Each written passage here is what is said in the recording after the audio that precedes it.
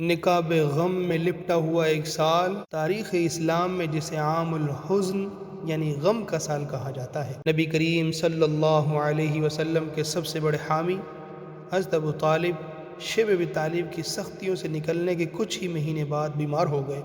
عمر 80 سال سے تجاوز کر چکی تھی، جسم کمزور ہو چکا تھا اور سالوں کی قربانیوں نے کمر توڑ دی تھی۔ اس بیماری کے دوران قریش کے سرداروں نے ایک چال چلی۔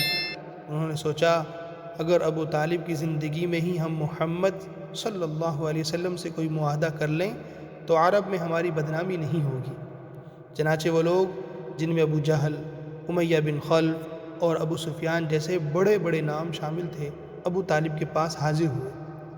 ابو طالب نے نبی کریم صلی اللہ علیہ وسلم کو بلایا اور فرمایا، بھتیجے، تمہاری قوم کے معزز لوگ تم سے کچھ معاملہ طے کرنا چاہتے ہیں۔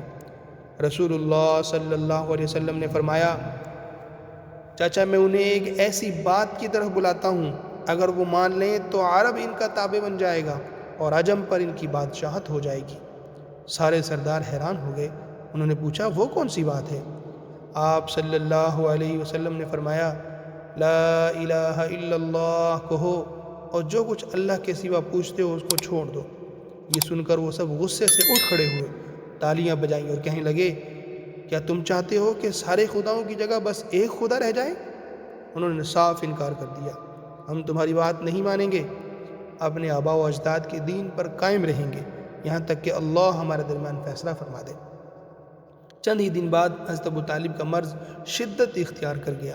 نبی کریم صلی اللہ علیہ وسلم ان کے قریب آئے اور نہایت درد مندی سے فرمایا، چاچا لا الہ الا اللہ کہہ دیجئے تاکہ میں قیامت کے دن آپ کے لیے اللہ کے حضور کچھ عرض کر سکوں۔ لیکن ابو جہل اور دیگر کفار مسلسل کہتے رہے، ابو طالب کیا تم اپنے باپ عبد المطلب کے دین سے ہٹ جاؤ گے؟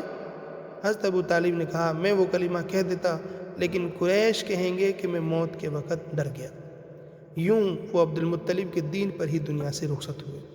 اللہ تعالیٰ نے اس موقع پر فرمایا، آپ جسے چاہیں ہدایت نہیں دے سکتے لیکن اللہ جسے چاہے ہدایت دیتا ہے۔ نبی کریم صلی اللہ علیہ وسلم بہت رنجیدہ ہوئے، فرمایا، میں جب تک نہ روکا جاؤں آپ کے لیے دعائے مغفرت کرتا رہوں گا۔ لیکن قرآن نے واضح حکم دے دیا، نبی اور اہل ایمان کے لیے جائز نہیں کہ وہ مشرکوں کے لیے دعائے مغفرت کریں، اگرچہ وہ قریبی رشتہ دار ہی کیوں نہ ہوں۔ حضرت ابو طالب کا دنیا سے جانا اسلام کے قلعے سے ایک مضبوط ستون کا ہٹ جانا تھا۔ نبی کریم صلی اللہ علیہ وسلم نے فرمایا، اگر میں نہ ہوتا تو ابو طالب جہنم کے سب سے نچلے گڑھے میں ہوتا۔